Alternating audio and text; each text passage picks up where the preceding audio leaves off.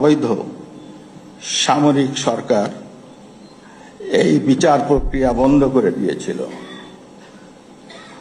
এক সময় এরশাদের হাত ধরে জিয়াউর রহমান, জিয়াউর রহমানের হাত ধরে তার বেগম জিয়া, এদের সময় মহান মুক্তিযুদ্ধের চেতনা তছনছ হয়েছে। তো 3 মাস ধরে মাননীয় প্রধানমন্ত্রীকে সালাম করতে গেলে উনি আমার সালাম নিতেন না। তা আমি দেখতাম যে ওনার চরণের ধুলো আমি পাই না। আমার মিশ্র প্রতিক্রিয়া হচ্ছিল যে উনি কেন আমার সালাম নেন না, না থাক বলে। কিন্তু সেই সময় যে ওনার মনের মধ্যে রাষ্ট্রপতি হিসাবে আমার নাম গ্রথিত হয়ে গেছে এবং